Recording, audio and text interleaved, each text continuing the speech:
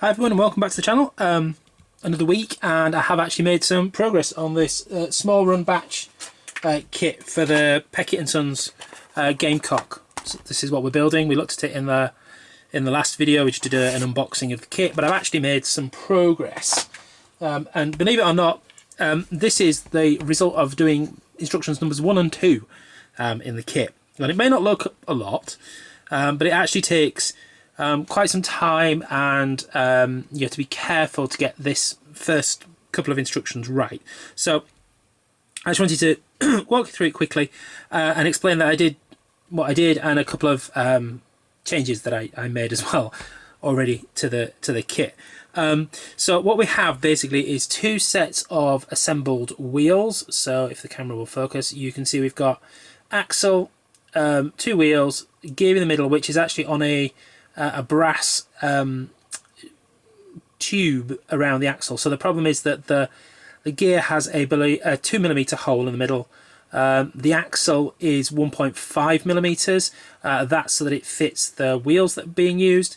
So you have to put a little sleeve, a little brass tube onto the steel axle, and then the gear onto that. This is exactly the same as the way I designed the wheel sets for my little Hudson Hunslet diesel loco. Link here if you haven't seen the video.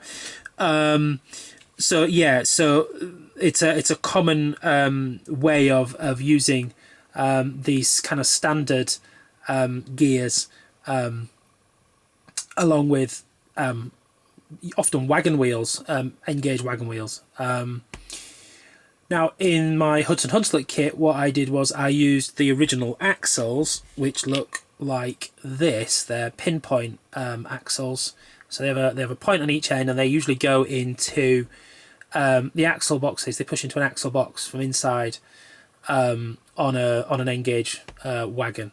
And on the Hudson Hunslet, what I do is I file the points off so that the axles end up flush with the wheel, and then everything fits inside the locomotive body.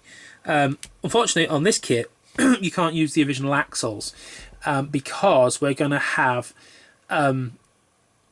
cranks on the ends of the axle that's going to attach to the connecting rods and the piston rods and things on the outside for the outside of the motion. So the axles need to be replaced with some extra steel rod.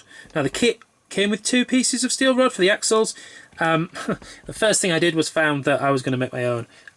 So they are supposed to be 16.5mm long according to the instructions. And if I line these up at the bottom, hopefully you can see that these aren't quite the same length. Now, it's not that far off, and they're probably both long enough.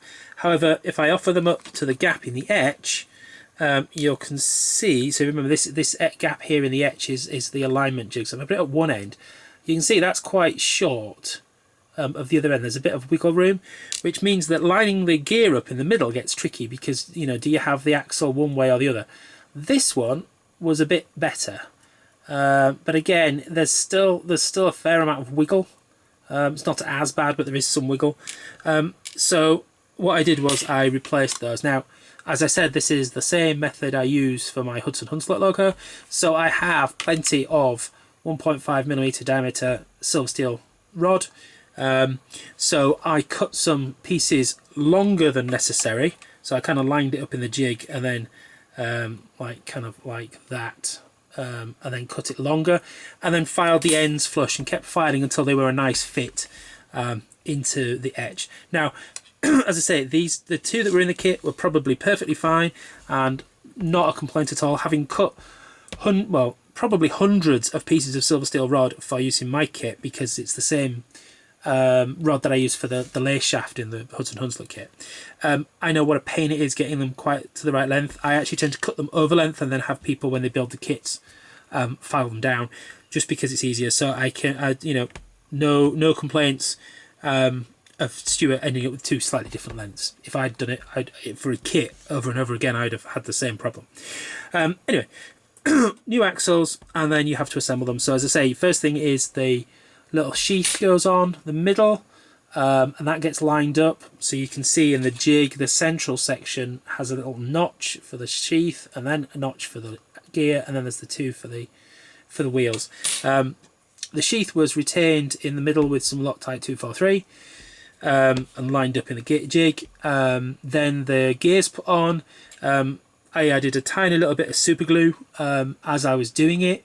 I mean, it's a good tight friction fit, but I've found in the past that a little bit of extra glue isn't going to do any harm. So that's what I did there. And then the wheels are pushed on. Now, these are a pain to get on because you have to make sure you get the wheel as straight as you can to the axle. The centre of the wheel is actually plastic, so you can see it better from the back, I think. If I can get the light right, it's a bit tricky. It's because they're so small. But there's basically a metal tyre with a central plastic bit. So you don't want to push too hard. You don't want to push on an angle and crack it or anything. So getting these in can be a bit of a pain. I usually do one end by grabbing the axle with in my lathe when it's set up for a drilling press and push it down into one wheel, and then try and do the same on the other end just to get them started nice and square. Once I've done that, I can then kind of wiggle them around until I get it perfect. And what you're looking for, of course, is something that fits as perfectly as you can. Hopefully the camera will focus. There you go, in the jig. So that's pretty damn good. Gears in, wheels are in, axles in the right place. So that's one. And then once you've done one and sweated over it for 10 minutes, or however long it takes you, you can go ahead and do the other one.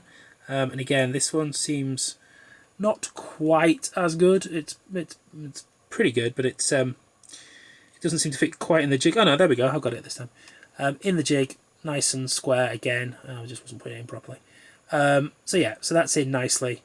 So I have two axles with the gears in the middle, the wheels in the right place, ready to go into a chassis. So that's nice.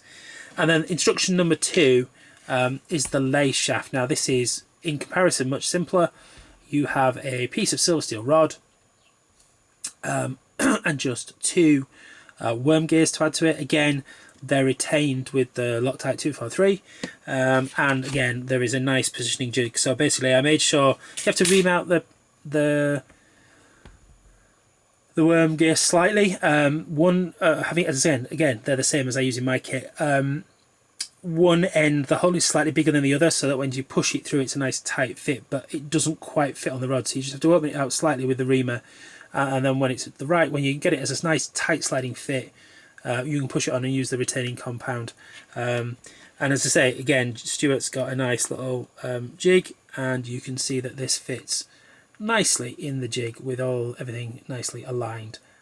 So that's all nicely sorted.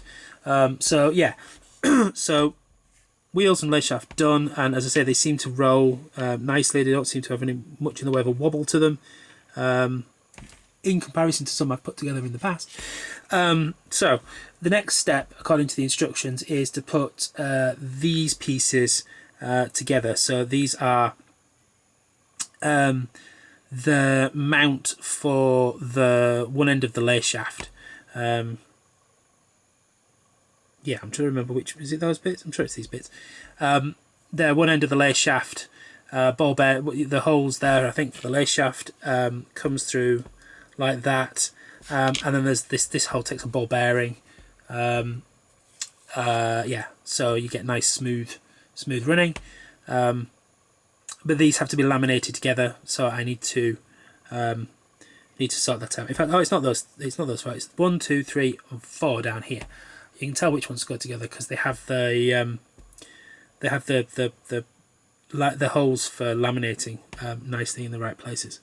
So yeah, I'll get that together as the next bit, and then we can move on. But yeah, that's laminating the parts together. So I have to sort out my soldering skills to do the next step, because I want to make sure, obviously it's easy to get them lined up with the holes, but I need to make sure that I have the soldering set up as well. So we will see how that goes. But yeah, hopefully that'll be in the next video in a week's time. I might have done even more than just the next instruction. We'll see. It depends how much time I have and how fast I move on with things. As I say, I don't want to rush it. I want to get it right, and I want to do it properly. So if it takes me a while to check that I'm getting the skill set right before I do the part. So if I do some practice on some scrap stuff and then do the part, I will obviously talk through lessons learned and things as I do that, and as we build up the kit. But yeah, so far so good, and these jigs were really nice and helpful. As I say, I've tried to do this in the past for mine, and I know that getting the gear in the middle by eye and stuff is a right pain. So yeah, this was the jigs were really helpful. Right, so that's it for today, and I will see you hopefully in the next video. Thanks for watching.